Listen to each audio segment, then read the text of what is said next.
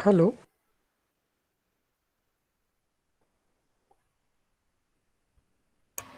Hello. I think we should start now. Again, good evening to all of you, and hearty welcome to one. And it's my great pleasure to see you many known faces as well as some new faces also on this platform.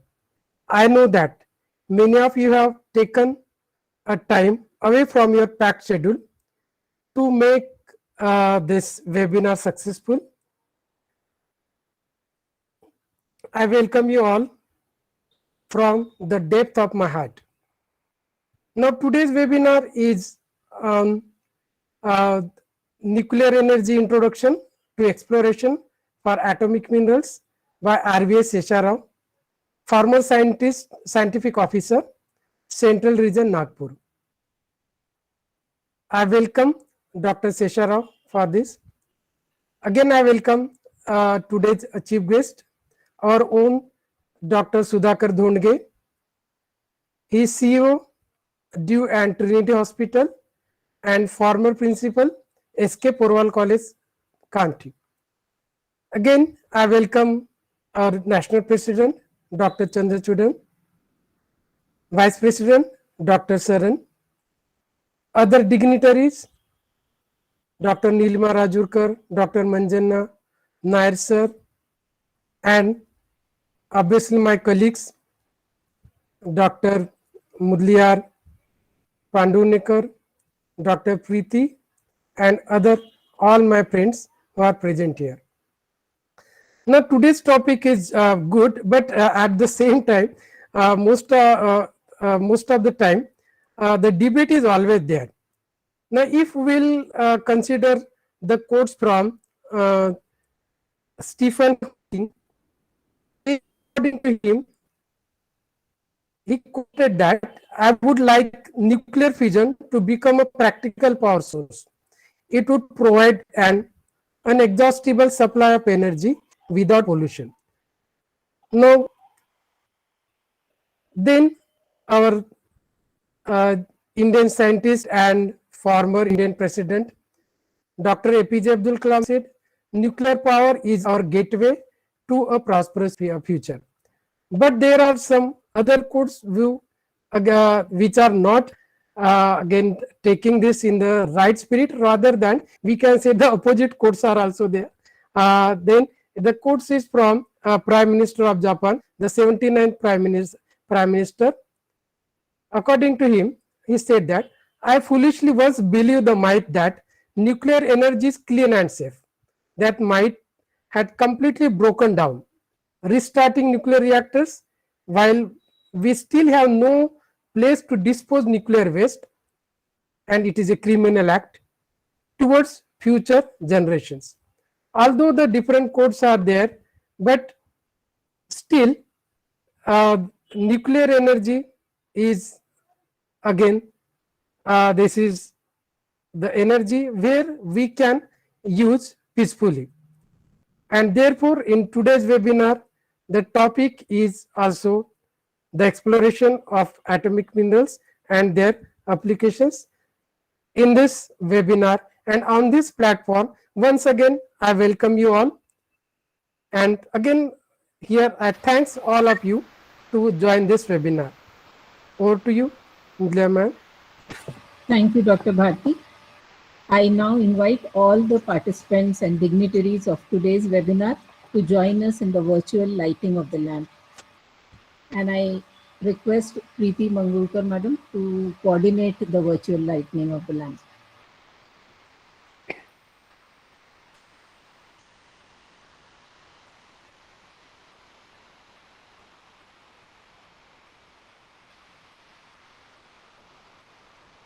Madam, is my screen visible? Yes. Okay.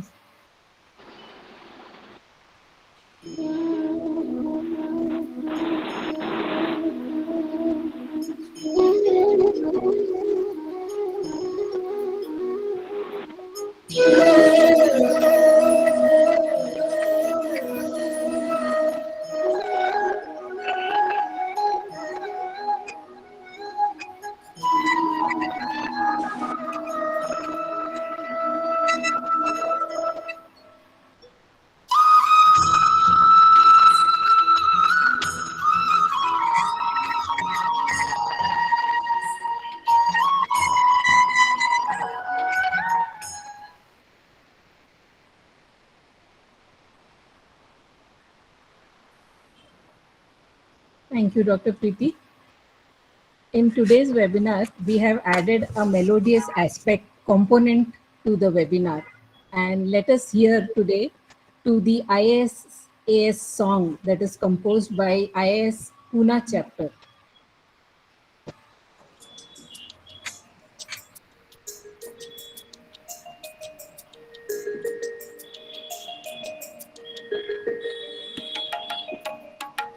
ISAS है हमारे भारतवर्ष की शान, ISAS है हमारे भारतवर्ष की शान, इसके सदस्यों का कार्य है महान, ISAS है हमारे भारतवर्ष की शान, ISAS है हमारे भारतवर्ष की शान, भारत भर में फैली हुई है इसकी अनेक शाखाएं, एक धागे से बंधी गई है ये तन मन से, ISAS है हमारे भारतवर्ष की शान।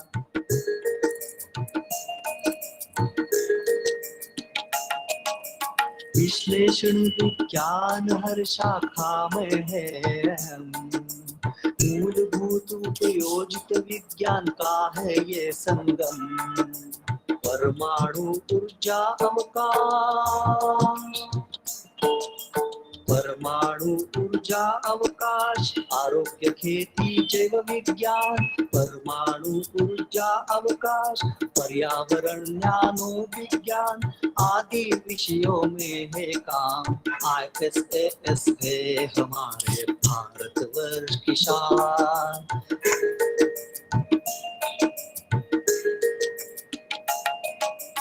हर दिन ऊंचा हो रहा है ISAS नाम, हर दिन ऊंचा हो रहा है ISAS नाम, कार्यशाला सम्मेलनों से बढ़ता सबका ज्ञान, हम सबका गतिशील सहभाग लाता है इसमें जान, ISAS है हमारे भारतवर्ष की शान।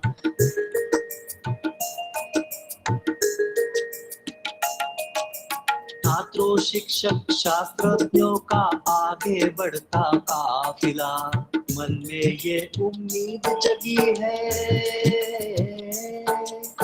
मन में ये उम्मीद जगी है, बढ़ता रहा है हौसला, दीप स्तंभ बन जाएगी,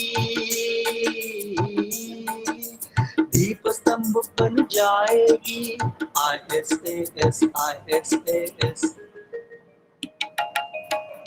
ISAS है हमारे भारतवर्ष की शान, ISAS है हमारे भारतवर्ष की शान, भारतवर्ष की शान, भारतवर्ष की शान, ISAS। Indeed, a very melodious start to a webinar. I would request Nilima Rajurkar ma'am to just give us a little introduction to the singer so that all of us get to know the singer well. And Yes. Thank you. Actually, the lyrics was by me. Then the melody was by Dr. Sameer Onkar and Mr. Marathe. Music by Amay Adhyapak and singer is Dr. Parag Adhyapak. So many of them are member of our ISAS Pune chapter. So it is a teamwork. I thank you all of them and thank you for playing this today. Thanks a lot.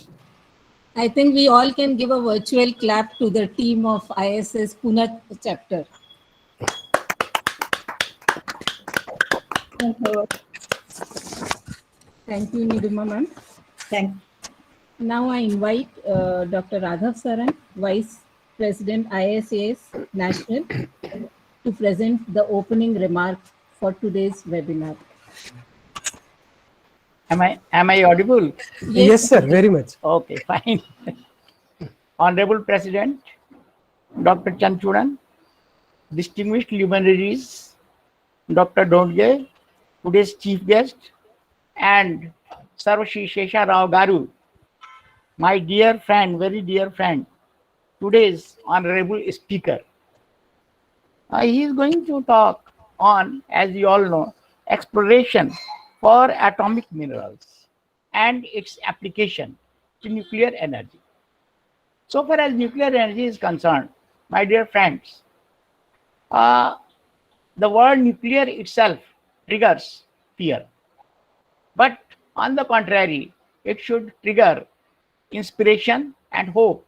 Just because since last half of century, it is just powering almost 30 countries.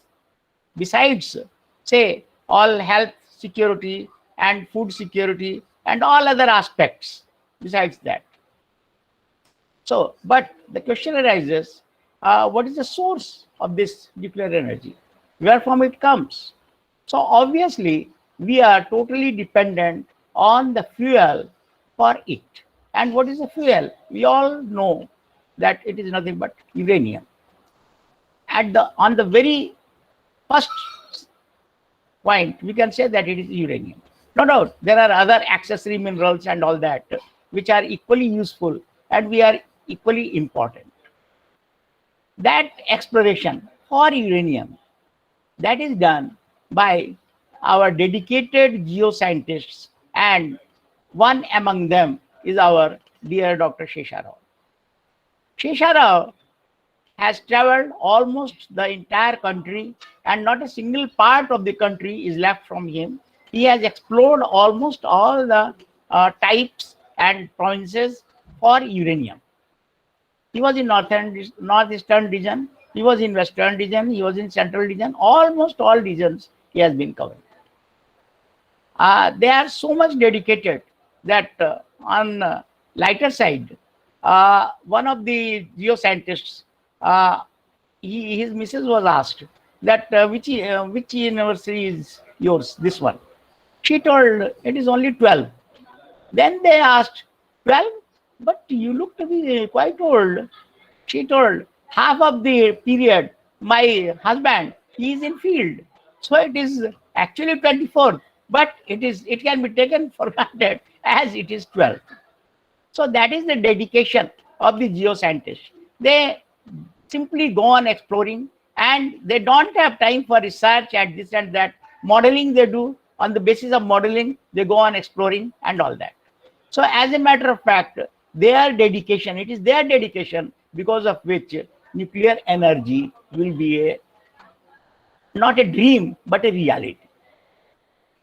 So my dear friend, all of us, let us hear today our dear Dr. Shesha Rao, and let's see what he has to tell about the exploration part of uranium and other atomic minerals. Thank you. Preeti? Thank you, sir. Now I request Dr. P. Chandrachudan, sir, President, ISAS National, to give his presidential address. Thank you. Good evening to everyone. Dear Dr. Sudhakar Dhonke, today's chief guest.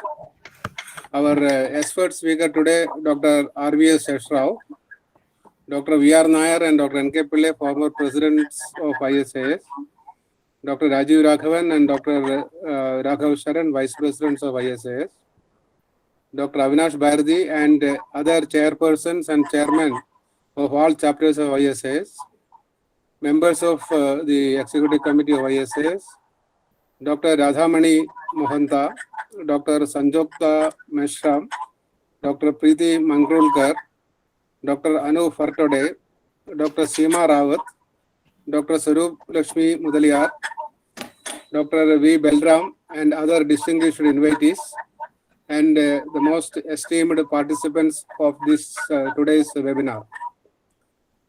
Friends, at the outset, I wish to acknowledge the presence of Dr. Sudhakar Dhonke, former principal of S.K.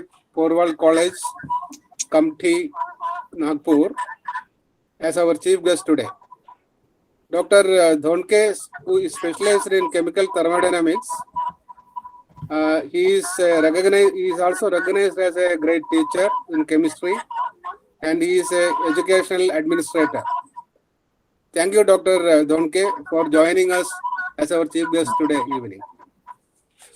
Dear friends, the Indian nuclear program, initiated by Homi Bhabha, was instrumental in many parallel and simultaneous development of a vast variety of developmental activities that have now placed our nation in a prominent position in the global scenario. The nuclear program consisted of a well-integrated series of indigenous development plan in which the front end consisted of the atomic mineral exploration, which occupies very important functional role in the entire program. Therefore, today we are indeed very happy to have an expert speaker who is a former senior geologist of the Atomic Minerals Exploration and Research Directorate, Dr. RVS Seshrao, to speak on us on the various interesting things that happened and that is going on happening in this front, which is a rich knowledge dissemination part as far as ISI is concerned. Dr. Seshrao, having actively contributed to the development front of a great, to a great extent in this interesting national agenda, I wish to thank him for joining us today evening with a speech. I also wish to say that I am looking forward to listen to him with the great personal interest. I take this opportunity to thank Dr. Rajiv Raghavan, Dr. Raghav Sharan, Dr. Avinash Bharati and their vibrant team for organizing such an informative and interesting talk on our ISIS platform. My best wishes to all of you, and I request Dr. Mudaliar to go ahead with the program further. Thank you very much. Thank you so much, sir. I now request Dr. Seema Rawat, Assistant Professor, Priyadarshini College of Engineering, Nagpur, to introduce our chief guest for today, Dr. Sudhakar Donge, CEO, DU Care and Trinity Hospital and former Principal, S.K. Porwal College, Kamptee. Seema Rawat, ma'am.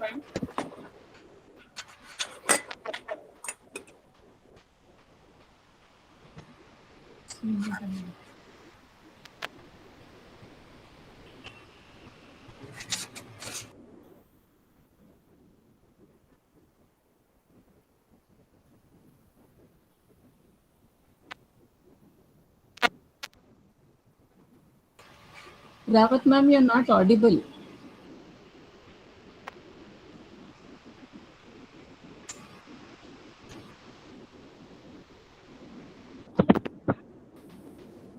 Now I am audible, madam? Yes, now you Yes. You can start.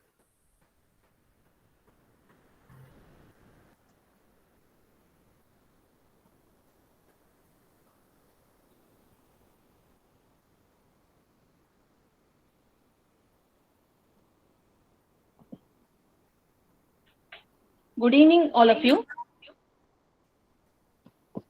Thank you, madam. The task of introducing our today's chief guest is a great privilege.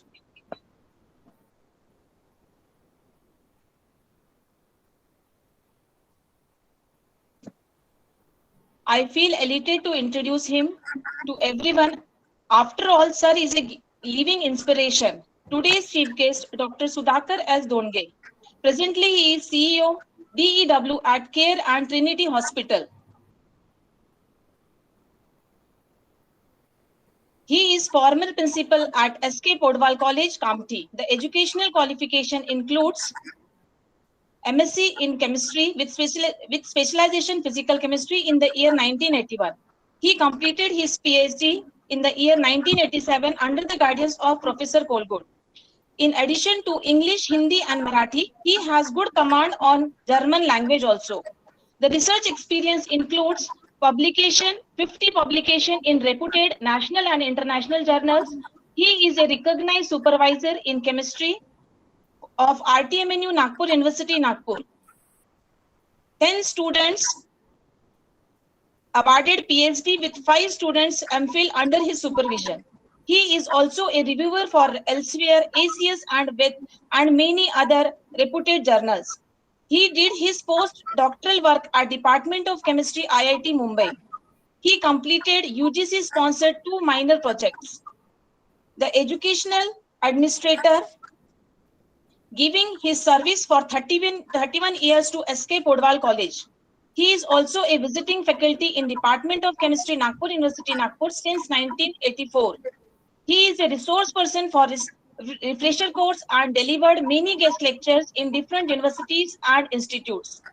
He have been awarded with many awards for scoring highest marks in MSc and chemistry in BSc. He also got UGC fellowship for doctoral degree. This is a little gist of our today's chief guest. Thank you, sir, for accepting our invitation to be a chief guest of today's webinar. Thank you, sir, and welcome, sir. Thank you, ma'am. Indeed, a very impressive biodata, I would say. I now request our chief guest, Dr. Sudhakar Donge, sir, to address the August gathering. Good evening, everyone. Am I audible? Yes, sir, you are. Good You're evening, audible, everyone. sir. President of today's function, Dr. P.P. Chandrachudan, Dr. Raju Raghavan, today's speaker, Dr. RVS Shesharao, Dr. Raghav Saran, Dr. Avinash Bharti, Dr. Chandrasekhar Pandurnekar, Dr. Seema Rawat, members of ISAS, other delegates. It gives me immense pleasure to be part of this webinar. Webinar has become new normal in this period of pandemics. COVID-19 started in late 2019. Since the appearance of COVID-19 pandemic by the end of 2019 and beginning of 2020, conferences and events are cancelled to follow the social distancing norms in order to limit the spread and decrease the danger of newly emerging virus. Webinar is very effective to contain the spread of this deadly virus and as an educational tool with no risk of communications. The word webinar is composed of two words, web and seminar. A webinar is an event which is held on the internet and attended exclusively by an online audience.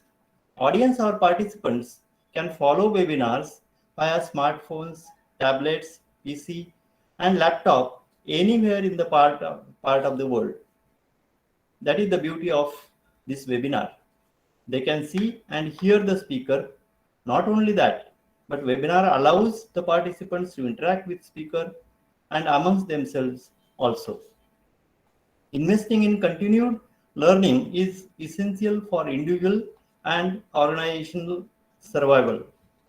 Continued learning is more challenging when face-to-face interactions are limited or impossible. But never has there been a better time to invest in learning to prepare to hit the road running when this terrible time comes to an end. Knowledge is power, even though it may take a few moments before we can fully unleash it. Webinar is more useful in education system also. The webinar allows for better interaction between the students and the professors as it brings all the students on an equal footing. It helps remove the skepticism from minds of the students who are not confident enough to raise their hands and ask questions in a classroom full of students. The theory behind the webinar is to provide a personal face-to-face approach to teaching without the need for teacher to actually be present in the classroom, but instead be seen and heard with the help of the latest video conferencing technology. From students' point of view, attending a seminar has numerous benefits, including improving communication skills, gaining expert knowledge, networking with others, and renewing motivation and confidence. Thus, ISAS has organized a webinar on a very important topic, exploration for atomic minerals and applications in nuclear energy. Indian Society of Analytical Scientists is a premier scientific body of the country. It was founded almost 4 decades back. Since then, it has been organizing different workshops, seminars, etc. in the field of analytical sciences. Of course, analytical chemistry is one of them. I congratulate the organizers for holding this event. The host institute of this event, Ramdev Baba College of Engineering, is one of the premier institutes in India and boasts of highly motivated and competitive staff. I am sure the participants will be immensely benefited by this webinar. You must be eager to listen to speaker. I will not come between you and the speaker. I am thankful to organizing committee, especially Dr. Bharti, Dr. Chandrasekhar Pandurnekar, and Dr. Seema Rawat. Out of these three, two are my direct students. One of them, Dr. Seema Rawat, was my MSc student, and Dr. Chandrasekhar Pandurnekar, he did PhD with me, and he has been really very, very hardworking, sincere kind of student. And whatever I am today, in fact, he started my lab. He is a pioneer in starting my lab, physical chemistry. It was closed for almost 10 years. He opened it and then started again lab. He took a lot of pains to start it and to bring it to the this present day situation. Thank you, Dr. Chandrasekhar Pandurnekar. I am thankful to this organizing committee for inviting me and giving me this honor. Thank you very much. With this, I declare this webinar open for deliberation. I welcome Dr. Shesha Rao, and I hope everybody will enjoy. I think I have seen him somewhere in Nagpur, if I am not wrong. Some few friends in AMD. Must have met sir somewhere. Right. Thank you very much, because when I saw your face, I could recognize you. Thank you very much. Thank you and all the best. Thank you, sir. Thank you, sir. I think formally Donge sir has inaugurated the webinar. I now invite Dr. Preeti Mandrukar to introduce the resource person for today, Dr. RVS Shesha Rao, former scientific officer, AMDER, Central Region, Nagpur. But what happens is, eventually, for the smoke to be Thank you, Madam. It is indeed my pleasure and privilege to introduce our speaker for the evening.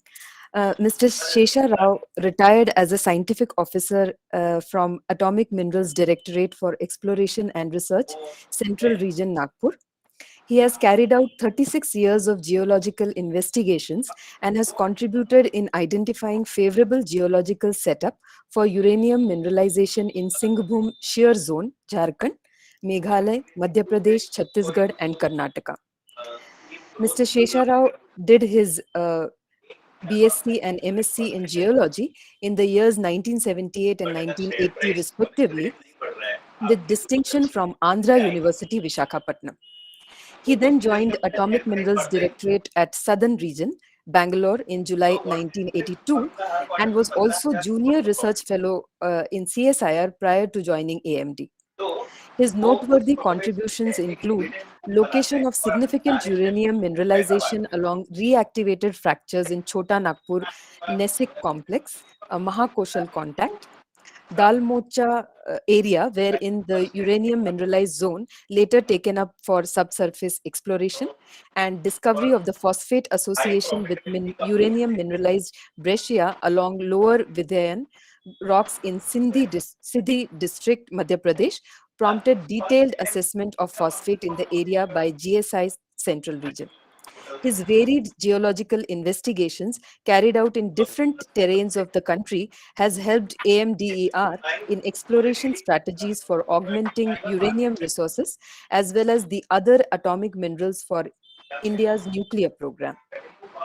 Mr. Shesha Rao has more than 50 research publications of national and international repute to his credit. We welcome you, sir, and we are looking forward to hearing you. Thank you, Dr. Preeti. Now I invite Dr. RVS Shesha Rao to deliver his invited talk. Over to you, sir. तो ये है, then Thank you, Dr. Preeti Mangalurkar, for a nice introduction. At the outset, I would like to give my respect and thanks to President, National President Dr. P.P. Chandrachudan sir, Vice President Dr. Raghav Sharan sir, and today's Chief Guest Sudhakar Dondge sir, and senior colleagues, earlier presidents of ISAS chapters, and Dr. Rajiv Raghavan sir, our Avinash Bharti, Nagpur chapter chairman, and Jayappa sir, for giving me this opportunity, and the organizers for having me to present the whatever work I have carried out towards atomic minerals exploration.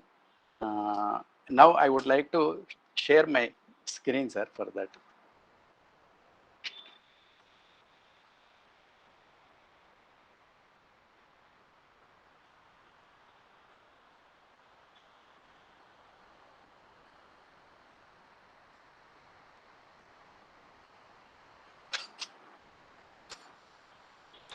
Am I audible, sir?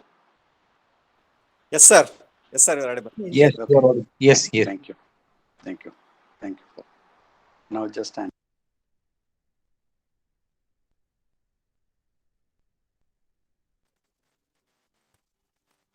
Yes, sir. Slides are also visible.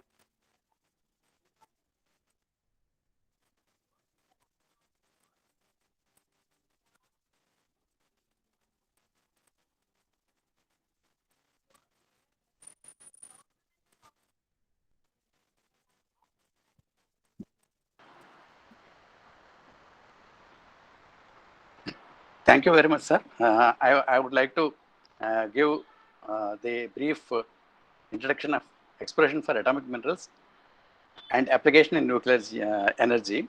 On the background, you are seeing the office that is Shillong, Northeastern Region headquarters, where I have initially put my geological investigations for more than about 7 years. Now coming to exploration for atomic minerals, resource actually survey identification of resources of atomic minerals along the length and breadth of the country is being attended by Atomic Minerals Directorate for Exploration and Research to sustain the nuclear power program. Next, to pay homage to the father of nuclear power program of India, Dr.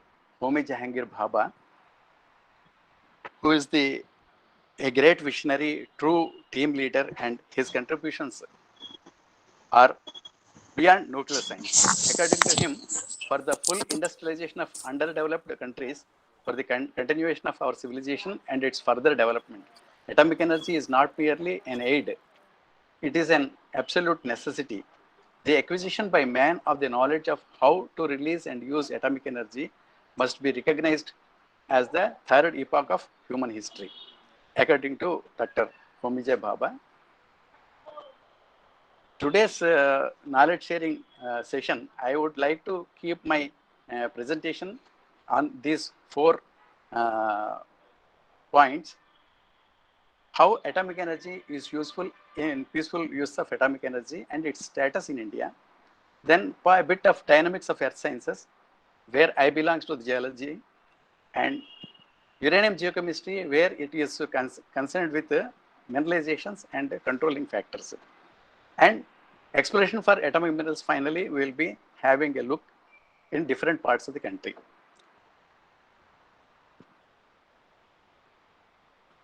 Here, I would like to say that nuclear energy comes from splitting atoms in a reactor to heat water into steam, turn a turbine, and generate electricity. Unlike depleting assets of energy, nuclear energy is clean and green energy.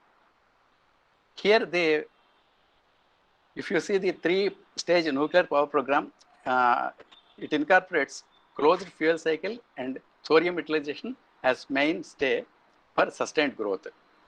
Am I clear, sir, the should I be reaching? No, very clear, very clear. Okay. Clear, Thank clear. you, sir. Thank you. Thank you. The first stage pressurized heavy water reactors by utilizing natural uranium. We will be producing power generation primarily by pressurized heavy water reactors and building fissile inventory for stage 2, where thorium is utilized with plutonium fueled fast breeder reactors. Here the electricity generation will be manifold, and we will be building U33, which is fissile material, by using a thorium blanket in the next stage, that is thorium utilization for sustainable power program. This is the envisaged 3-stage program of India, and presently nuclear energy, the vast majority of electricity from nuclear power is produced by nuclear fission of uranium and plutonium in nuclear power plants. So, where actually Atomic Minerals Directorate for Exploration and Research stands in the gamut of nuclear science and the power program, if you see that at the front end, for survey and identification of atomic mineral deposits is the main responsibility. And then at middle stage, site selection for nuclear power products, reactors is another challenging task for the geologists. And back-end selection of suitable sites for waste disposal. This is also very, very important, and these they being attended by Atomic Minerals Directorate scientists. Now I would like to come with Atomic Minerals Directorate for Exploration and Research. It's a little historical things and mandate. Atomic Minerals Directorate for initially it was started as Raw Materials Survey Unit in 1949. Then in 52, actually under the leadership of Dr. D.N. Wadia, the geoscientist, with 17 scientists, geoscientists, it has started. And later on, it has been rechristened as Atomic Minerals, AMD, Atomic Minerals Division. And further, in 1998, Atomic Minerals Directorate for Exploration and Research. So the mandate is to identify, establish, and assess mineral resources of uranium, mainly rare metals like thorium, niobium, tantalum, beryllium, lithium, zirconium, yttrium, and rare earths, which are listed as the prescribed substances under the Atomic Energy Act 1962. Setup, actually, the survey and exploration activities of the directorate with headquarters at Hyderabad. And for the operational convenience, we are having 7 regions with headquarters located at New Delhi, Bangalore, Jamshedpur, Shillong, Jaipur, Nagpur, and Hyderabad, covering the total length and breadth of the our country. Apart from that, we are having 2 sectional offices at Thiruvananthapuram and Visakhapatnam to carry out beach sand and offshore investigations, which are very important in our atomic as prescribed minerals and uses in atomic energy, nuclear power program. Before, why we need any energy source? Right? If you see the energy scenario in India presently, it is self-explanatory. Though we are contributing from 2%, but this technology is very clean and green energy and fuel effective. That's why most of the power things, about 52% is coming from coal-fired energy, and remaining things we will be seeing, and nuclear is around 2% with 6,780 megawatt presently it's standing. Now I would like to bring about the different units in for the nuclear fuel cycle.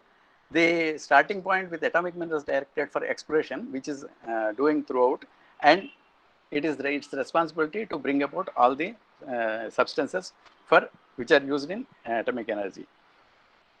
Then after having the test exploration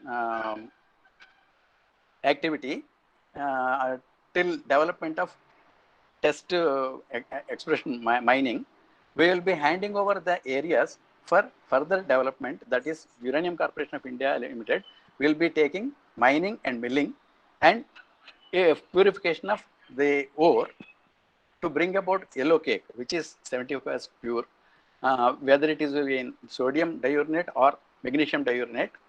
And this will be in turn sent to nuclear fuel complex at Hyderabad, where the fuel bundles will be made with zirconium alloy rods.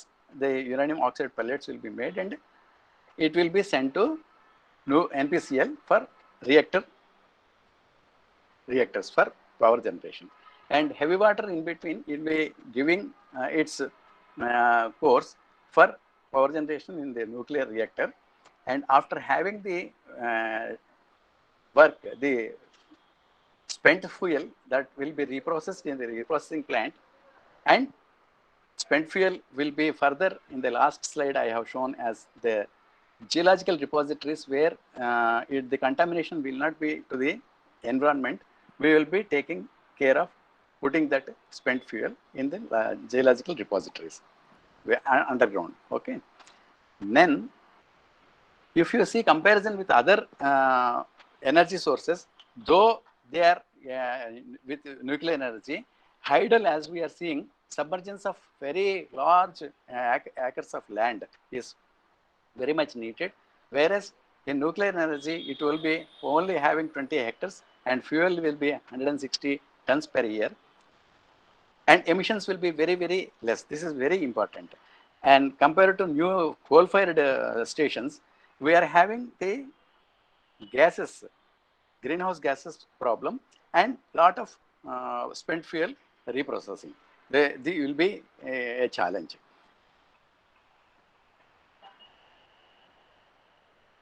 Here I have just given in this slide, nuclear facility electricity production may whatever the minimum thing we will be getting is very less when compared to coal-fired stations. 8 tons of carbon dioxide and all other gases, which are very difficult and harmful things for environment. Now, why this program? How we have to have the nuclear energy more? That is, India is planning huge increase in nuclear power. India is making nuclear power one of its key policy initiatives, with plans to build 48 new reactors and to boost about 63,000 megawatt by 2032, almost in a 14-fold increase of the present levels. So here in this slide, nuclear power plants may operating things which have been shown in red, and under construction we have to come to that envisaged things, and then proposed reactors where already sites are there where the nuclear reactors are there. Certain reactors have been planned over there. So here this throughout India we will be having this program. Coming to the dynamics of earth sciences, actually 4 main branches of earth sciences, starting with geology, meteorology, oceanography and astronomy. Here in this geology subdivisions, geology is study of the earth with physics and chemistry parts. Physics, geophysics part, earth sciences, which will be dealing with earth processes, and then geochemistry part, distribution and mitigation of elements, and biochemistry and biology part we will be seeing living matter. Then paleontology, that is earlier organisms which have been extinct, and then fossils we will be studying. And mineralogy part is minerals and rocks of ore deposits in the study. And structural geology is the most important aspect of mineralizations, in localizing mineralizations. And then physical geology, overall process and their results. We will be seeing the earth as a whole. And it is connected with cosmology, astronomy, matter in celestial space, astrophysics, and successive changes of surface relief and climate during geological times. That is paleogeography will be having the inputs, and succession of rocks and fossils during geological time, stratigraphy. And the chronology part is dating of minerals and rocks, which will be done in our course of investigations. coming to internal structure of the earth, I would like to bring about our interest, the cross-section of the earth's crust. If we see earth as a whole, we are having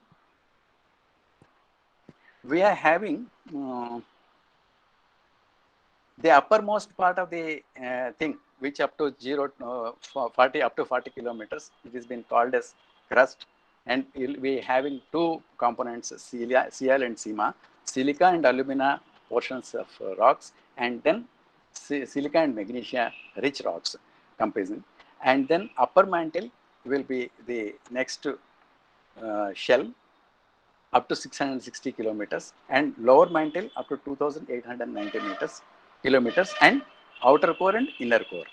So these geological repositories are having number of implications for seeing metallic ores and other metal ores, and the large and lithophile elements tend to almost bring about and concentrate in the crustal parts. So here, if we are seeing geological process concentrate uranium to convert into a deposit, overall the earth is having 0.012 ppm. Crustal portions, as you are seeing, is 2.6 ppm. Mantle and core are lesser when compared to crust, because being a large and lithophile element, and it tends to get into silicate minerals and get into it cannot get accommodated in basic rocks. And average content of uranium in common rocks, though little technical, I am rather requesting our audience to bear with me, but certain things are very important for seeing uranium mineralizations in different rocks. So here we are seeing type of rocks: igneous, sedimentary, and metamorphic. The igneous rocks are coming from molten materials that and then subsequently after coming to earth, it will be solidified. Sedimentary rocks, the existing rocks which have been denuded and then getting into deposited in basin, and then it will be getting into sedimentary rocks. And metamorphic rocks, with the changes in the pressure and temperature conditions, these rocks will form. And as you are seeing, granite is having the maximum uranium ppm, and almost sedimentary rocks, sandstone as almost up to 2 ppm in other plates we have got. The important aspect of plate tectonics I would like to, here I just wanted to bring about Earth's outer shell is divided into large slabs of solid rock called plates that glide over Earth's mantle. This, if we are seeing three types of plate movements will be there. Here, as we are seeing, before that, actually, this is the continental crust and then lithosphere. How about is about the crust and upper part of mantle constitutes about 100 kilometers is called as lithosphere. And below lithosphere, asthenosphere, this is malleable and viscous material with hot, with heat coming generating below, and it will always help to glide these different plates. As we are seeing the plate movement, if it is convergent, the both plates move together, and convergent plate boundaries, we will be having the formation of trenches on the earth crust. Then if you are seeing the divergent boundaries which are pull apart or going away, here the asthenospheric material will come into and getting these divergent boundaries by making ridges. This motion creates giant troughs on land, such as East African rift. In the ocean, this same process creates mid-ocean ridges also. Hot magma from Earth's mantle wells up at these ridges, forming new ocean crust and showing the plates apart, that is moving apart. And the third and final type of plate boundary, as you are seeing here, transform boundaries exist where plates move sideways in relation to each other. Okay. it is moving each other sideways. It is the slip sliding motion of plate boundaries that triggers many earthquakes. California's San Andreas Fault, where the North American plate and Pacific plate grind past each other with a mostly horizontal motion, is a famous example for transform boundary.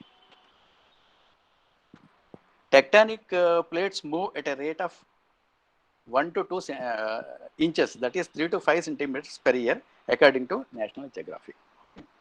And these are why we have discussed this is it is controlling number of mineralizations and then settings for mineralizations. Here in this pictorial view, I just wanted to show the hypothecation continental drift which has been proposed by Alfred Wegener in 1912.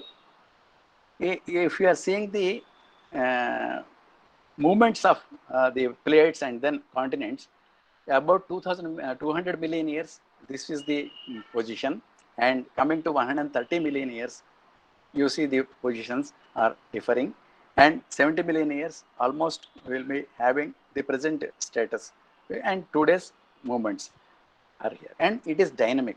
And in this, actually, we saw India and Asia plate about 200 million years, the marine sediments with Tethys Sea, and the subduction has taken place about 100 million years, and Tethys Sea positions in these sediments, and the outcome of this subduction made into Himalayan mountains.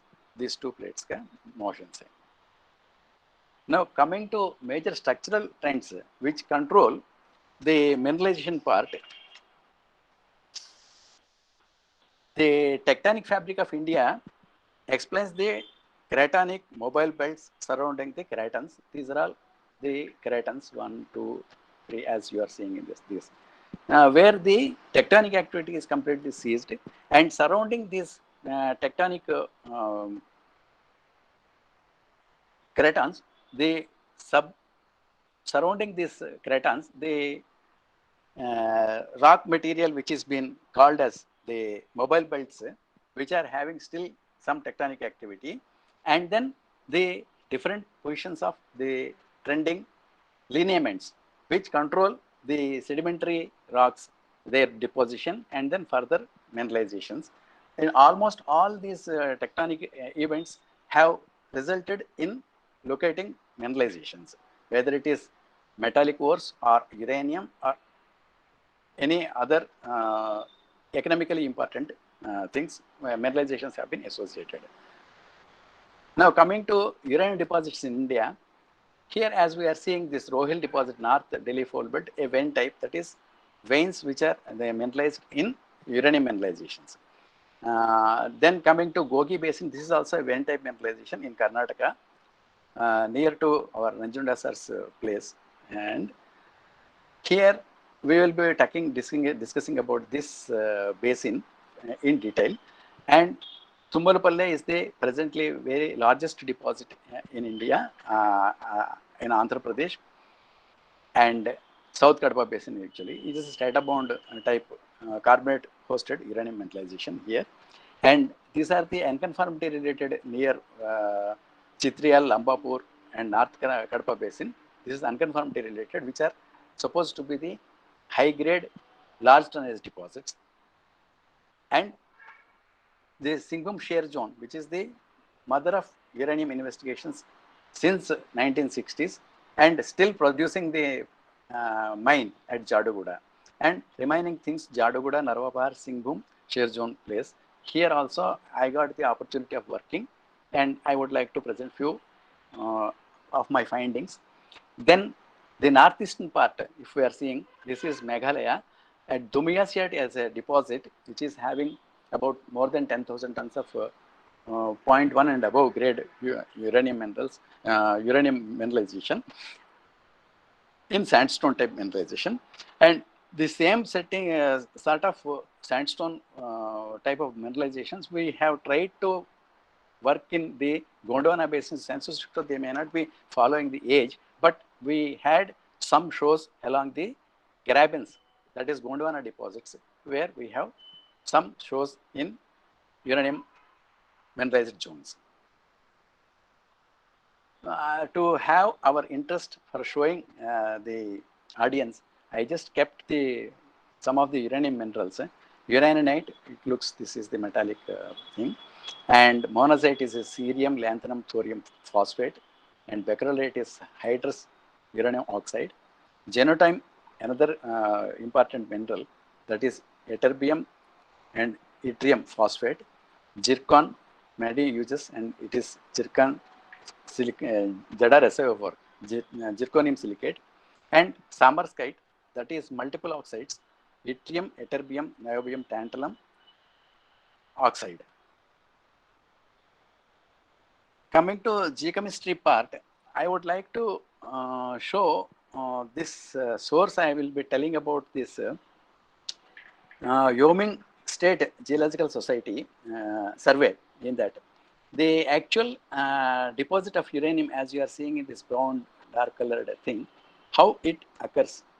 This is the groundwater which is having lot of uranium carbonate minerals, and proceeding into the reduced environment, it gets reduced, and we will be having the unaltered sandstone. This sort of roles they have found, and most of the uranium coming from US is sandstone type, about 90%. And number of places they have given, and this is a typical site example for understanding this one sandstone type deposits in role specifically. I have kept this. And if we are seeing the upper part, we used to call as the down dip is this side, and up dip. The up dip portions we will be having preferential concentrations of vanadium, and in the mineralized zone we will be having selenium, and in the reduced zone further we will be having down dip molybdenum. So these are all the indicator minerals they have found, and it used to act as a follow for seeing this sort of mineralizations in contiguous areas in our country. Uranium geochemistry, if I am coming, I will just wanted to say some fundamentals. Being a large and lithophile element, naturally occurring and found in low levels within all rocks, soil, and waters. Isotopes of uranium U-238, 99.27%, half-life with 4.51 billion years, U-235, 0.72%, with half-life 730 million years, U-234, 0.0006%, with half-life of 247 million years. The highest numbered element to be found naturally in significant quantities on Earth, almost always found combined with other elements. Significant concentrations may occur in substances such as phosphate rock deposits and minerals such as lignite and monazite sands in uranium-rich ores. As we are seeing, the use of uranium for their growth and conversion of uranium hexavalent to tetravalent by some bacteria such as Shevanella putrefaciens, Geobacter, metallireducens, and some strains of Burkholderia fungorum. These bacteria, they convert this uranium hexavalent to tetravalent by reduction. And plants absorb some uranium from soil. Dry weight concentrations of uranium in plants range from 5 to 60 ppb, and ash from burnt wood can have concentrations up to 4 ppm. Am I going okay, or if I'm fast, I may be asked to go a little slow. And classification of elements, which is a primary thing for understanding our geological concepts. In the classification, Goldsmith's classification scheme, the elements have been classified according to how they partition between coexisting silicate liquid, sulfide liquid, metallic liquid, and gas phase. The lithophile elements are, as it was indicated here, and which are having the affinity for silica bearing minerals, silicate minerals. And chalcopyle elements, they are having lesser oxygen affinity and go into sulfide and sulfide minerals. And siderophile elements, here we are having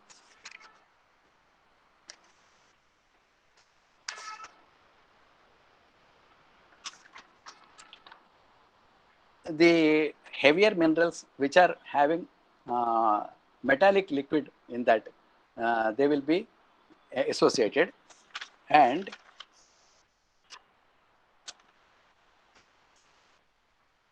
iron loving actually they are, and preferentially partitioned in the metallic core, typically in the form of alloys of iron. Thus they depleted in the silicate portion of the earth and presumably concentrated in the core. Elements exhibiting metallic behavior include the noble metals like platinum, palladium, iridium, ruthenium, rhenium, and osmium, as well as wolfram, nickel, and cobalt. This comes under this category. And finally, the atmophile elements are those that readily form volatile compounds at relatively low temperatures, that is less than 300 Kelvin, many of which are preferentially concentrated in planetary atmosphere. Atmophile elements include carbon, oxygen, hydrogen, nitrogen, sulfur, and the noble gases, argon, krypton, xenon, radon, and helium. Okay, these are some basic things with which we move and in understanding. And here in this slide, I just wanted to show the abundance of chemical elements in Earth's upper continental crust with reference to the atoms of element percent, 10 to the power of 6 atoms of silica. As we are seeing the darkest green portion, the rock forming elements, they will be forming in this, and minor elements which are been shown in the little lesser green color, and major industrial metals in red color, chromium, zinc, and as you are seeing molybdenum and so on. And precious metals in pure, this is purple color, including silver and gold with platinum, iridium, osmium, palladium, rhenium, and ruthenium. And rare earth elements in blue color. This is the distribution, that is partitioning will take place. Here I would like to bring about the sedimentary associations in relation to environmental limitations. Actually, if you see the oxidation, I will put that thing, oxidation reduction potentials. Oxidation reduction potential is the measure of that energy change involved in either taking or removing electron. So in general, the iron magnesium oxide carbonate fence, this limits the limonite and other phases in this. And if we are seeing the pH increase up to 8 and other places, calcite, hematite, limonite, and manganese oxides, they will get precipitated. And this is the organic matter fence. Between this and sulfide fence, if you are seeing the silicate, organic matter, and siderite, all these rhodochrosite, manganese mineral, carbonate minerals, and increase with increase of pH, calcite, organic matter, here it will be, and mostly is uranium almost here and here we will be associated in sedimentary environments. Peat, marxite, they act as very reductants, and organic matter, phosphorate also. Along with phosphorate, we will be having a lot of association of uranium and increase of pH, calcite, and organic matter. Here, these are all the certain fundamentals which govern the understanding of our chemistry. In this slide, I just plotted concentrations of factors for ore bodies of common metals. If you are seeing the percentage in Earth's crust of different varying things, and coming to uranium, it is of 0.002%, and minimum percent profitably extracted is 0.1%, and how much times it will be enhanced for getting into an economically workable deposit is around 500 times. In case of uranium and other minerals, I have just. And this is Clark's classification of elements abundances. Now coming to a comprehensive geochemical survey involves sampling of soil, stream, sediment, heavy mineral concentrates, and kimberlite indicator minerals. It incorporates multiple analytical methods such as inductively coupled plasma, mass spectrometry, atomic absorption, ion leach, bulk leach, extracted gold, and X-ray fluorescence. Portable XRF analyzers enable us to rapidly build large multi-elemental data sets and generate targets in near real time. This is a task of expression geologists. And our expression geologists consider petrology and geometallurgy early in the exploration process to aid understanding of ore and gangue minerals, how deposits formed, and how their minerals can be liberated. We use this information to identify promising mineralization and focus exploration efforts on the highest priority targets. Otherwise, time will be very constant. We have to work with time also. And indicator minerals have become an important exploration method in the past 20 years and now includes suits for detecting a variety of ore deposit types, including diamond, gold, nickel, copper, platinum group elements, porphyry copper, massive sulfide, and tungsten deposits. Now I will be coming to the final portion of the glimpse of atomic minerals exploration. Here I would like to bring about your attention. The uranium exploration strategy is being followed by here. I will be taking 2 minutes extra. It starts with literature study and satellite and airborne remote sensing data interpretation, rapid reconnaissance surveys, and favorable geological environments. By these studies, we will be identifying. Then comes airborne gamma ray spectrometry and magnetic surveys, contour maps with total gamma counts, uranium, thorium, uranium by thorium, and uranium by potassium. Reconnaissance survey, radiometric surveys. By having some clue, we will be conducting these surveys, foot and carbon, for faster appraisal. And geochemical surveys followed by having all the 3 media sampling. And then aerospace data interpretation, lithomorphological structural analysis. By as we are seeing depicting in the slide, there's the lineaments, and cross-section of the lineaments will hold a very prominent role in localizing the mineralizations. And these are the surveys. This is Heliborn survey with magnetic and EM surveys.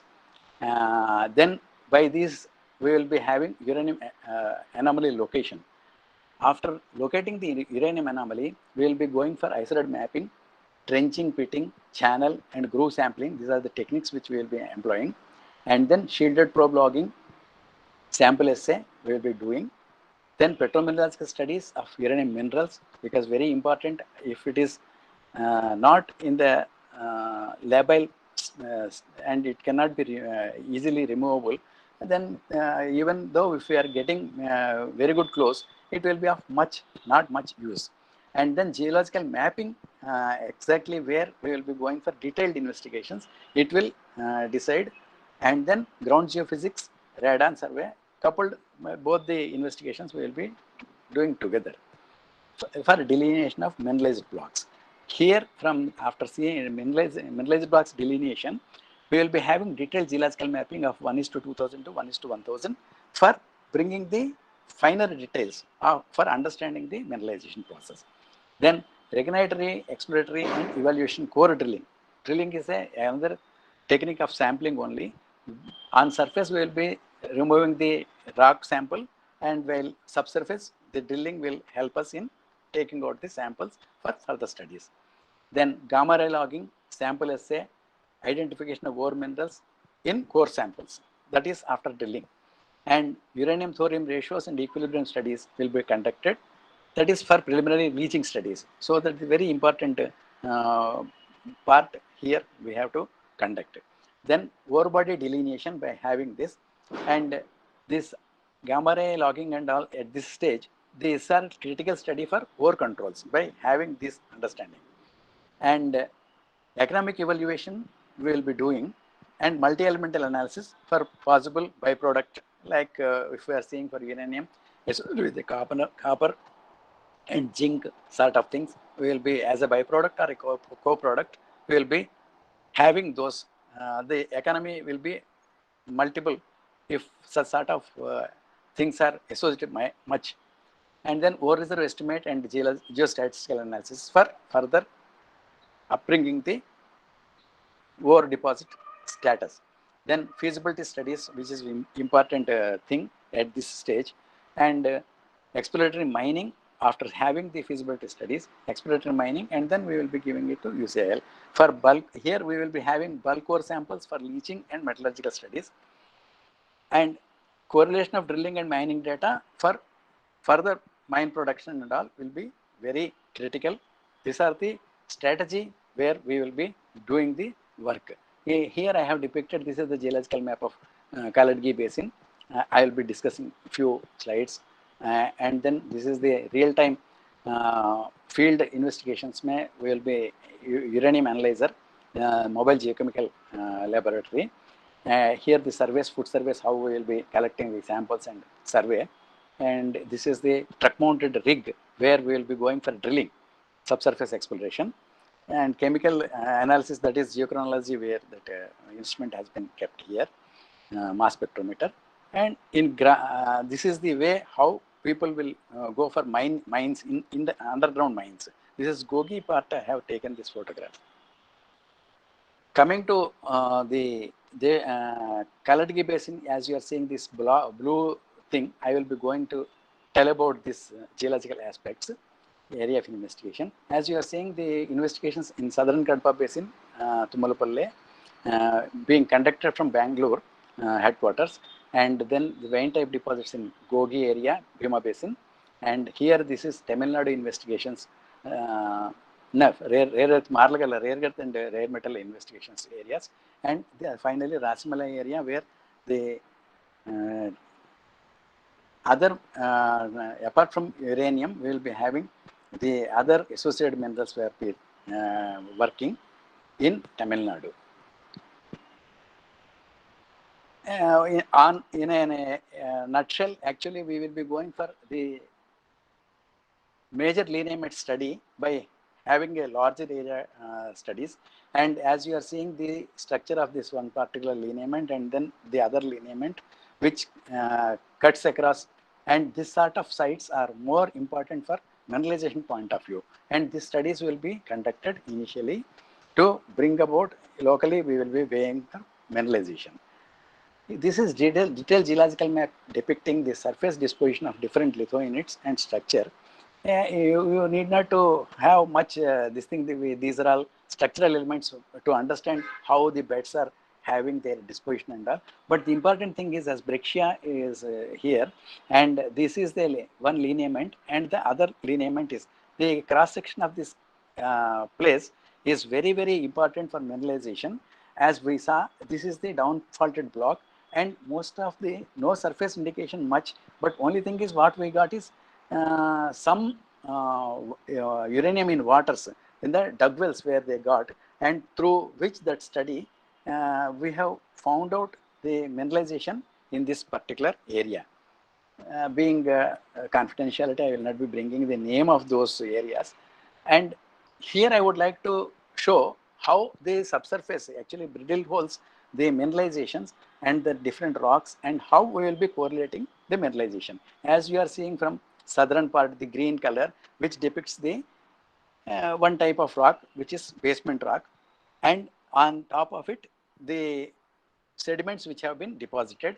And here is in this block, as you are seeing, this rock is a basal arenite, which is sandstone part. And the variants here we will be seeing by having this drill hole. As I have told, this BW1P, this is the only up to drilled up to this place, that is earlier logged borehole, which has given the indication of uranium. And then we started putting these borewells by having, because certain areas which are coming under forest cover also, we are not having the feasibility of going and drilling. So from the same platform, we have drilled a vertical borehole and we got the mineralization. And then both to the east and west, we drilled with angle boreholes, and it has clearly intercepted the mineralizations confined to this rock. And as we are seeing how we will correlate this mineralization in this fashion, I have just tried to put. And here this is the unconformity, about 179 meters between the basement and the sediments. And here we are having the mineralization. So all this throwed blank and nearly approaching the unconformity, the mineralizations are taken place because of the geochemical controls for unconformed deposits which have been understood, and it is almost nearer or related to unconformity type of mineralization. As an example, I have given, and here the radiometric cases of the core borehole samples and more than 60 samples, I have analyzed 0.15 to 0.24%, very high, and here beta gamma has shown 0.21% with negligible thorium. It's a very good indications, and XRF analysis given us the indication that enrichment of nickel, zinc and lead. So if we are turning up to this big deposit and we will be having the byproducts or co-products, definitely we can expect by the present study it will be giving the inference. Coming to the borehole core section and then outward appearance of the rock as a stratigraphic section from below basement, then this is Badami group of rocks, and with thicknesses I have presented. Though this basal arenite which has been shown, here I have shown the core sample as it has not been exposed on the outer exposed level. So this 30 to 50 meter upper conglomerate looks like this, and 40 to 60 meter quartz arenite cross-bedded intercalated pebbly sandstones of certain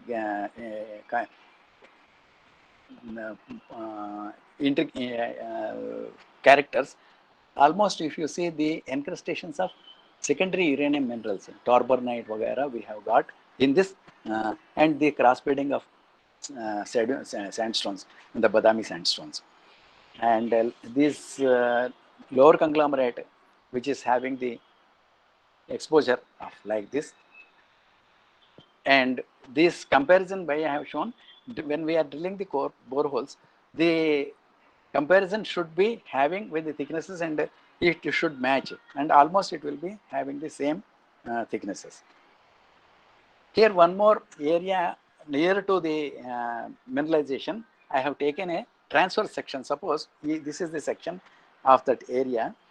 Here if we cut across and see the vertical section, it will be transfer section mein mineralization will be like this, one borehole and the other borehole, and it is pinching here because up to 0.5 meter only, and it cannot be extended because even though these boreholes have been drilled with very near angles to bring about the disposition of mineralization.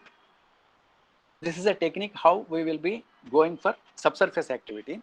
In this, I have depicted, this is a scintillometer where we will be measuring the core, how much the activity, and being it is 0.45, very high activity, we will be showing that counter very high. This, and this greenish color is almost the joint of oxidation reduction front, where uranium is getting precipitated below rocks. So this I have put it for our appraisal. And finally, the correlation along strike, I would like to say, we have seen the dip section and it is the strike section.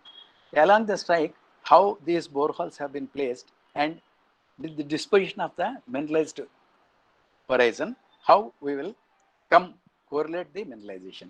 So in these different rocks, this is basement and these are the sediments, and the mineralization is confined to this particular rock. What is that? Lower conglomerate. In this place, it is mineralized.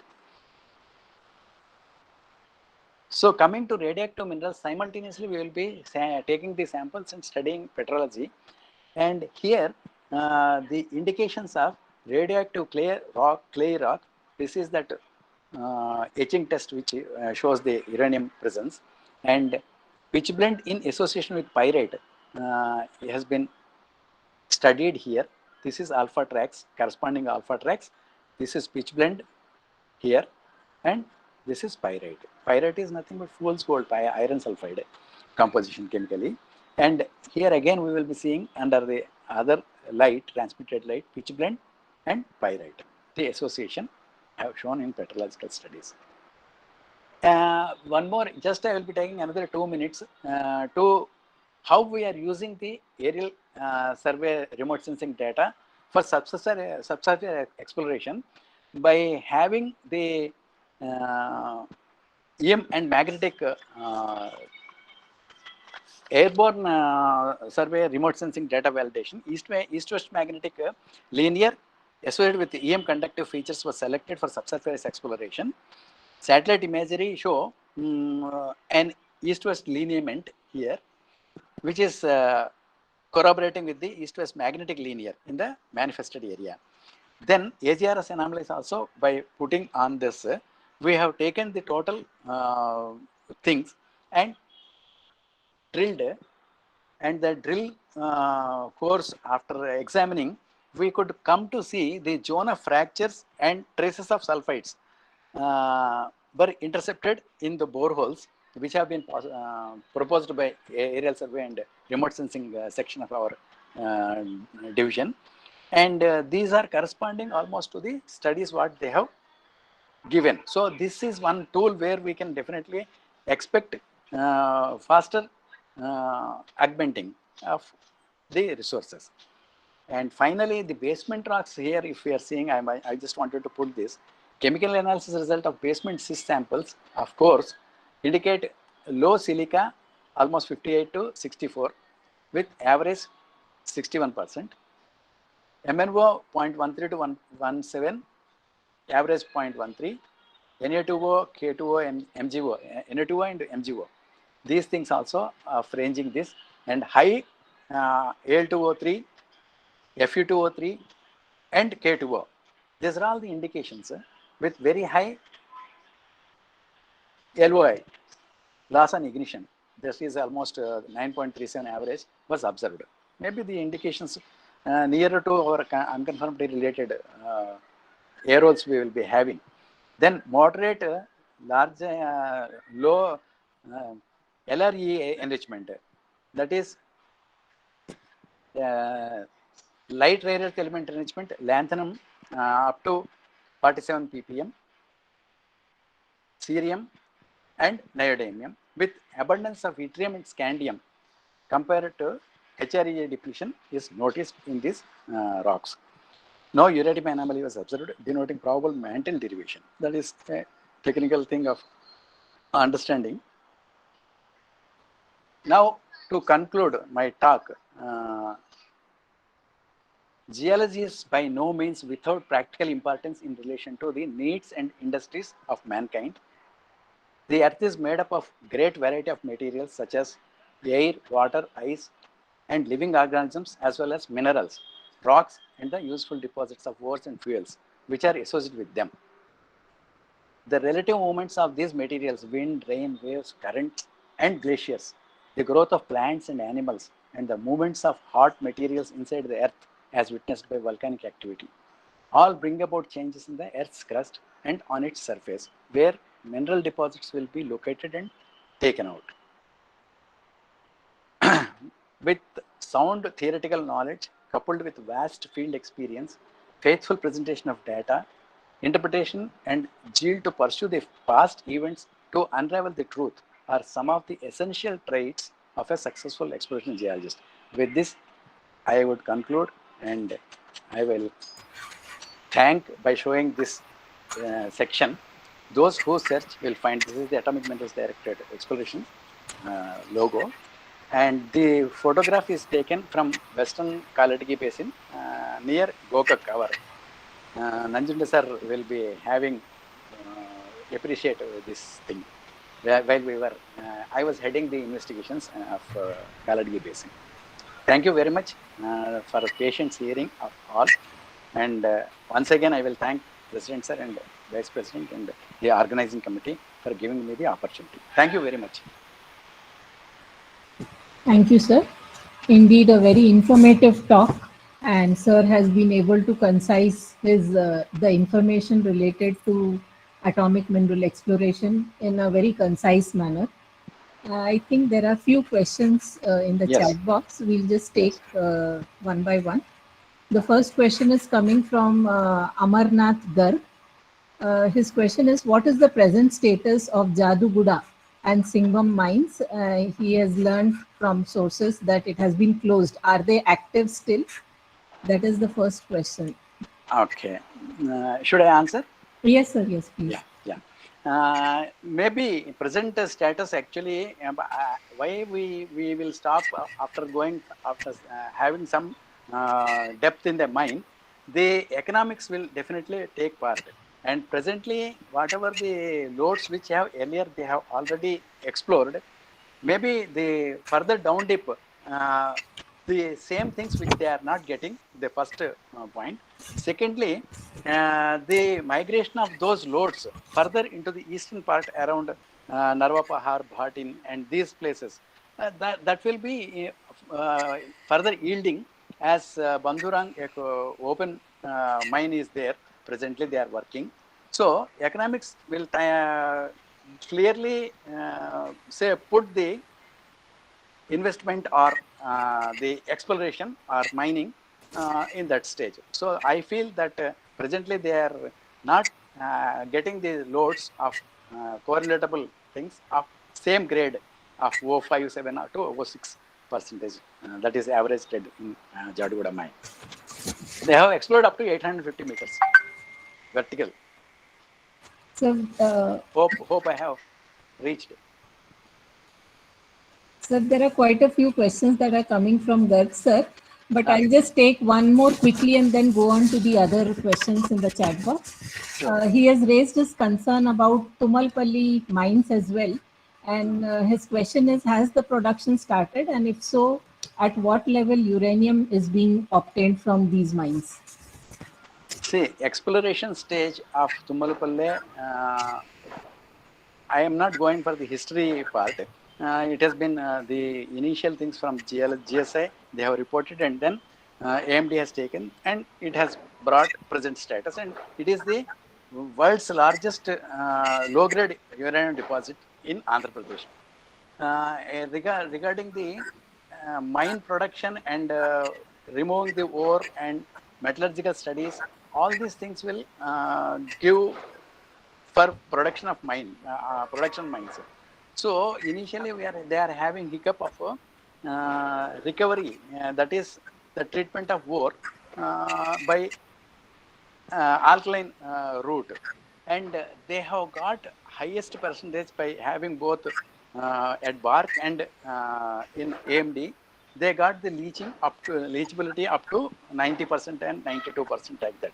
So now they will be having certain pockets where they got high grade compared to very low grade portions for mining. And with an incline, they started, actually UCL has started mining in Tumalpalli as far as in 2015 when I was associated with those investigations. Of course, I was doing in the other part, but I was there in as technical secretary to regional director in southern region. I know the fact. That time actually active exploration was going on and mining also started by UCL. That is the status. Sir, Amarnath sir has raised his hand. Sir, do you want to ask something on this? Yeah.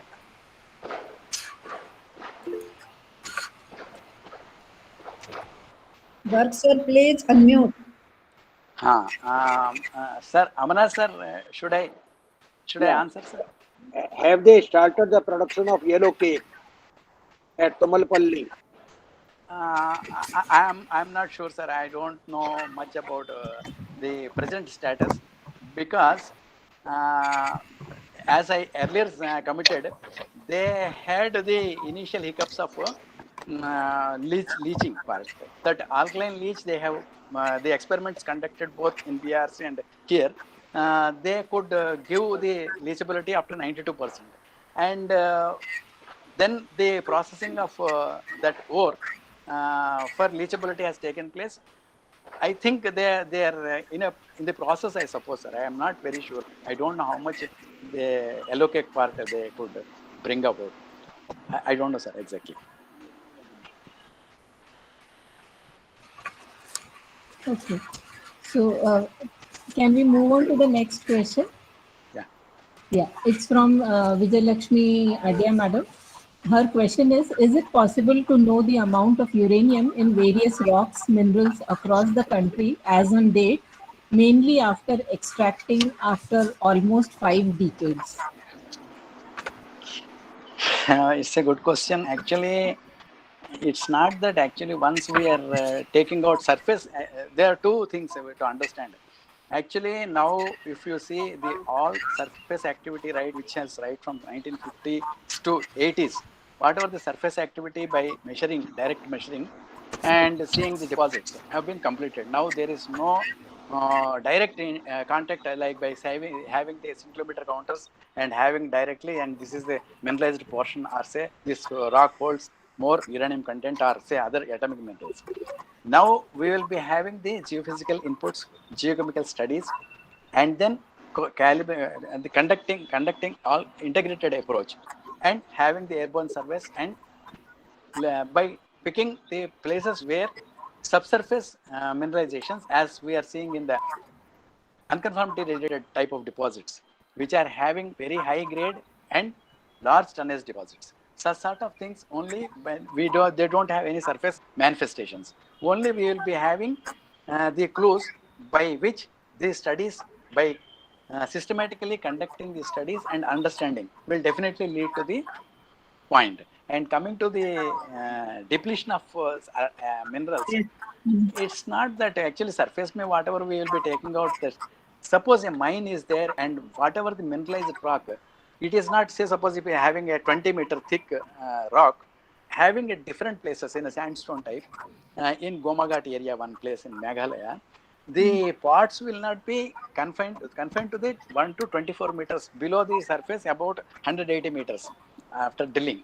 So that rock, how it has got mineralization is the reducing conditions have come and uranium has preferentially concentrated. So it will be having stages.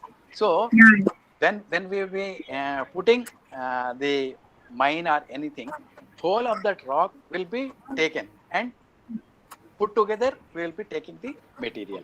So in that we will be having both gangue and ore mineral will be there, and we will be having losses both while mining as well as milling, about 40%, 20%, 20%, both in mining and milling, and the 60% will be the final. That feasibility studies and based on economics, we will be going for not only for uranium, on other base metals and metallic ores. Yes. Right. Got it. Thank Thank you. you.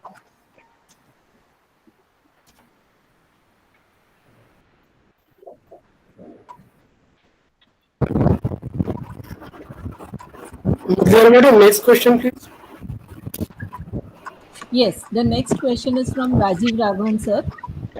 How much enrichment is required to make a uranium and thorium mineral to extractable ore? Yeah, though this is only, I will be reading and getting my knowledge. To be frank, I have not been associated for enrichment things and all, though we have seen enrichment plants for Mysore. See, naturally occurring uranium, only the U-235% is 0.7072. And if we are improving it by methods to 3% to 5%, where we will be utilizing in reactors for power generation. And for security things, it will be further, and which is not disclosed. Maybe in our nowadays Google has giving all the details. It will be about 95% like that. And my other colleagues who are in that particular thing, they are more say correct persons to give the say supplement my answer. Thank you. So the next question is from Nilima Rajurkar ma'am. Her question says that during uranium exploration, how much is the radiation dose the person gets exposed to? Normally, surface radioactivity, it is almost true to all. Like a granitic country will be having more radiations and other, but it is all in the prescribed limits only.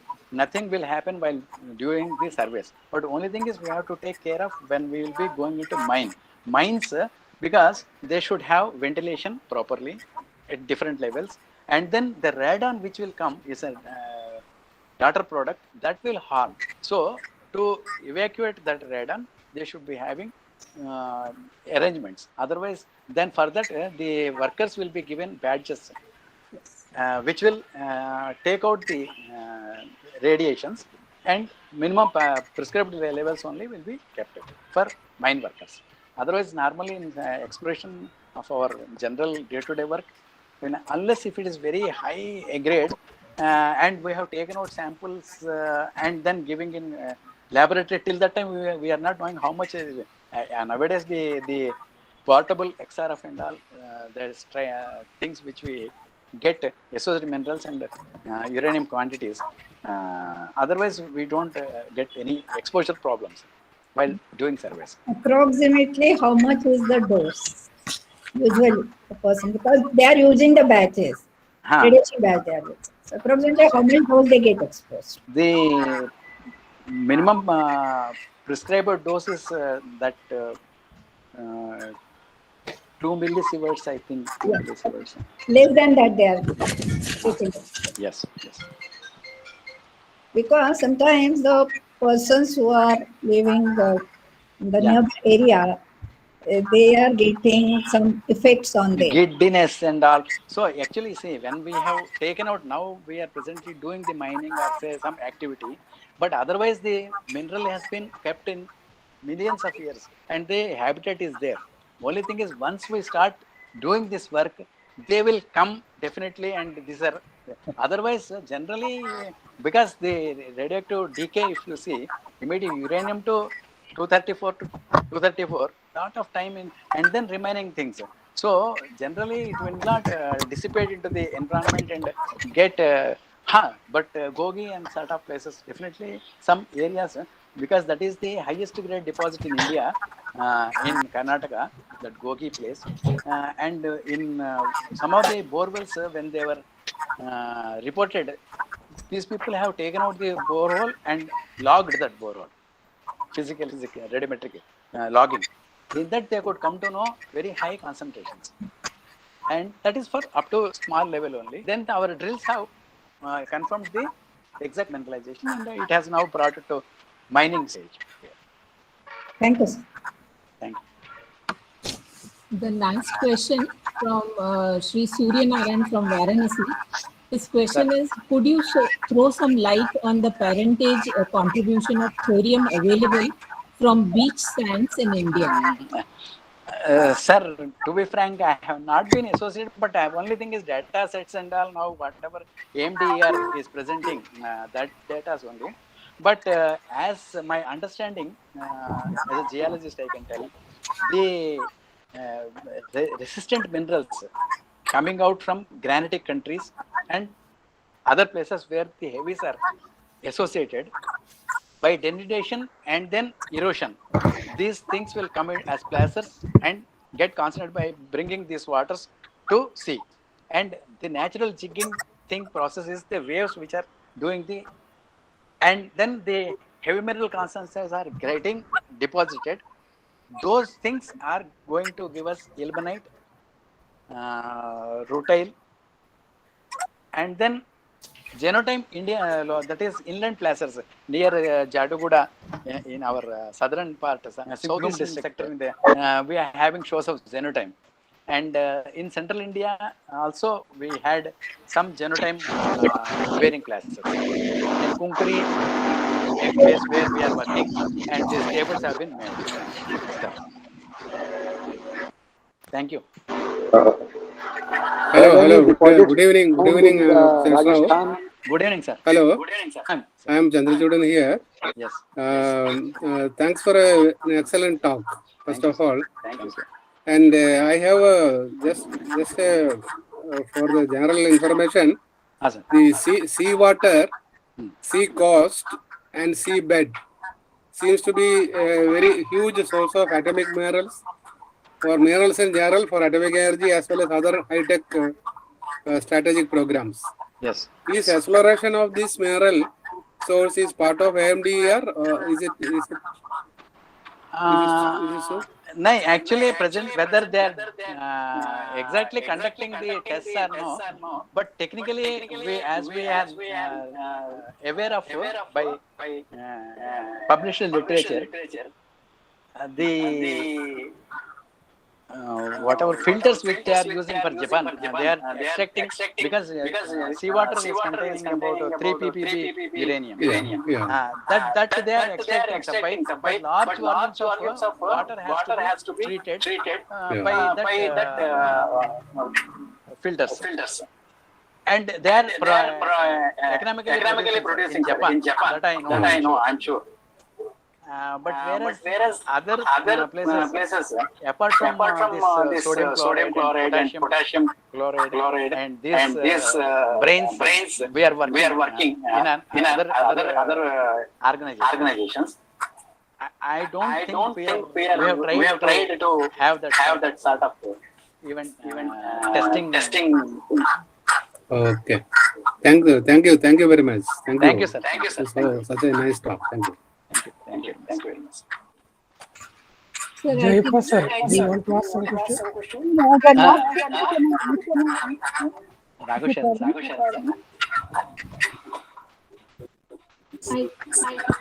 Jayapal sir. Sir, namaste. Sir. It was very nice talk, sir. Thank you. Yeah, I just have a small query regarding this waste management, especially the geological waste disposal of high-level nuclear waste. Yeah. Is there some kind of a site identification and some attempts regarding the geological, especially the geological Yes. conditions are very important. Yeah. So especially some reducing water chemistry of the geosphere. Yes. So these are very important. Yeah. I was told that somewhere near Kadapa or something, there is some proposal for the geological waste disposal, high level waste. So can you throw some light on that? As far as the repositories are concerned, actually the main idea of putting those radioactive waste which should not come into environment. So like the polar goldfields, which they have worked up to more than 1.7 kilometer like that about. So those are the places where these storage portions can be taken, and if certain geological repositories that way, they will not come in public contact, that is environmental disposition will not be there. So already ready-made thing, what I heard and I know, to be knowledge, these Kolar Goldfields mines, they are being taken as a local, that is repository for keeping these things to the extent. Thank you. Sir, no, right side simple question, sir. A very excellent talk you have given. Thank you very much, sir. Actually, it might be relevant or irrelevant, I don't know, because it is a highly application and idea-wise patentable matter I'm discussing with you now. Yeah. In a village, particularly if you imagine a village, then how much energy is necessary for by using these uranium or radioactive material? Might be 0.1 gram or else.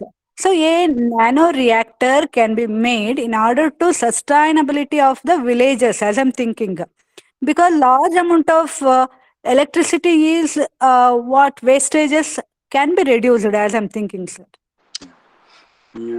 To answer your question, it is really thought-provoking.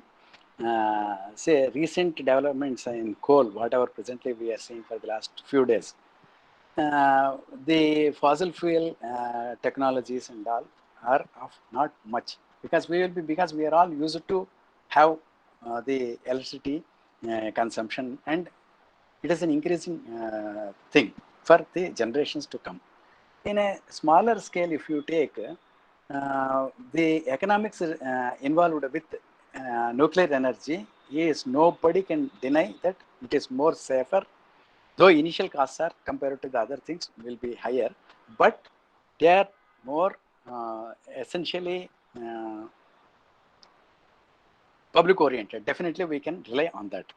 So the extra nuclear reactors where the individual capacities and the material which we will be loading in that for initial and then production of electricity, if we can devise and then have the reactors in such a way throughout the country, like in other places. Actually, in France, the most of the electricity is being generated by 75 to 80% in France, because they don't have other resources of energy and they have to depend on nuclear energy only. And by that way, they have improved. So we are having a vast resources, and then also among the resources, nuclear is the best way. But to bring about those things, we are continuously giving our efforts in bringing the gap, bridging the gap. So I think we have to think in that line, and we will definitely one day, as per your aspiration, we will come to the public service. Thank you. Sir, thank you very much, sir. We are glad for that. And in collaboration, we can do this and we can represent Nordic more also. Thank you. Thank you very much. A device to this invention should be happen regarding. Thank you, sir. Very kind of you. Thank you. Sir, I have a question. Yes, sir. There is regarding the analysis. There is, you are using XRF for ICP for analyzing the presence of the uranium. Whether that radiations can be, the radiations coming from uranium can be measured, and from that one you can quantitatively measure the quantity of uranium in that one for your mineral. Chemistry, once if we are seeing the mineral completely dissolved, and then it will be giving complete things, sir. In radiometric assay, we will be having the lead shield and then denoting the radiations part. In chemistry, once the radioactive mineral has been completely dissolved, and then going for analysis to the extent what I understood. Sir. The question is whether the radiation technique can be used, which is more sensitive. I don't know. I'm not. I don't know, sir. Chandrasudan sir, they may give correctly. I don't know much about that. Even Raghav Sharan sir. Okay. Thank you. Thank you so much, sir. I think we had an interactive question answer session. I request Dr. Pandurnikar to present the citation of Certificate of Excellence, and it is my privilege to read out the citation of excellence to be given to. Yeah.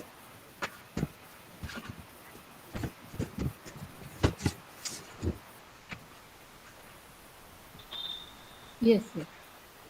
Sir, can it be just a little more bigger in size, the font size? Yeah. Thank you, sir. So, Certificate of Excellence, Indian Society of Analytical Scientists, ISAS Headquarters and ISAS Nagpur Chapter, in association with Department of Chemistry, Sri Ramdev Baba College of Engineering and Management, Nagpur, in recognition of the outstanding work, is happy to confer this Certificate of Excellence on Dr. R.V.S. Shesha Rao. He delivered an insightful and empirical talk on exploration for atomic minerals and application in nuclear energy on October 16, 2021, during which he shared his immense insight, great expertise, and enriched knowledge about fundamentals of extraction of different minerals, their characterization using divergent analytical tools, and their applications in harnessing the nuclear energy. This talk in this national webinar synergized immensely with the objective of ISAS in promoting excellence and relevance. May I now call Dr. Sudhakar Donge sir to virtually hand over the certificate to Dr. R.V.S. Shesha Rao. Thank you. Am I audible?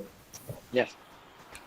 It's a matter of great pleasure and pride for me to present this Certificate of Excellence to Dr.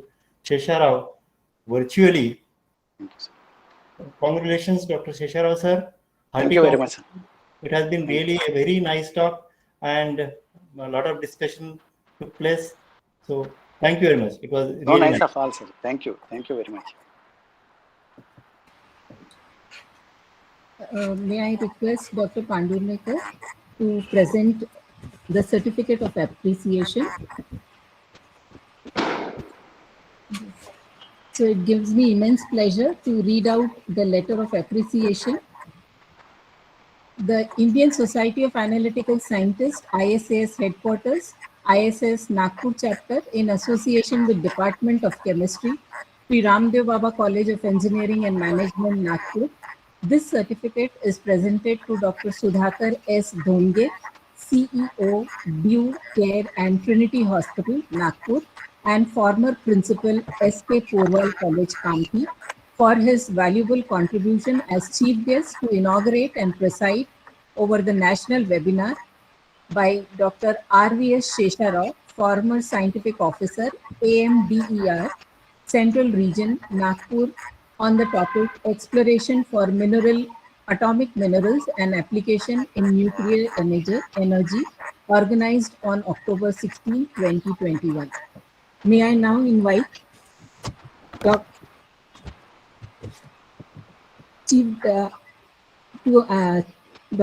P.P. Chandrachudan, sir, our President, ISAS National, to present this certificate to Dr. Sudhakar Dhonge, sir. Yeah, okay. So I wish to thank Dr. Sudhakar Dhonke for joining us today evening as our chief guest. As a token of our great appreciation, I request Dr. Dhonke to kindly accept this letter of appreciation virtually. Thank you very much. Thank you, sir. It's a pleasure. Thank you, sir. Thank you very much. I am honored. Thank you. All is well that ends well. Now I invite Dr. Radhamani Mahanta, Scientific Officer, AMD, Nagpur, to present the vote of thanks.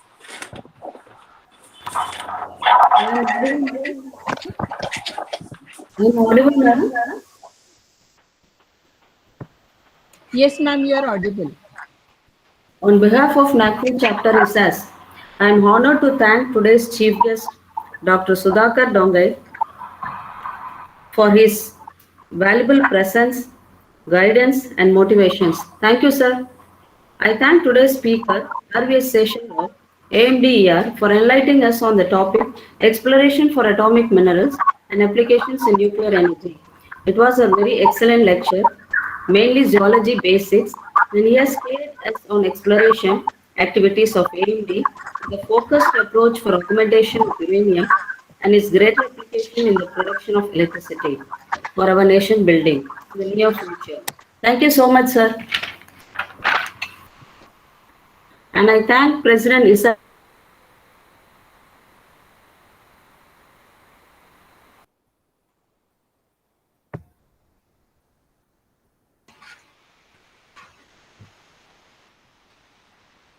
I think they are muted. No voice.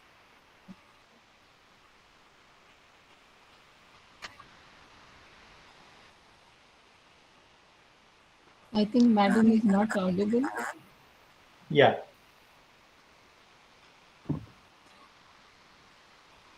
So yes, I think we can. Bharti sir, can we conclude now? Yeah.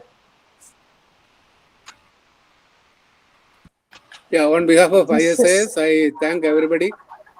Thank all of the great team of ISAS. So thanks a lot for an excellent webinar, and I hope it is very useful to everyone. Thank you very much. Thank you. Good night.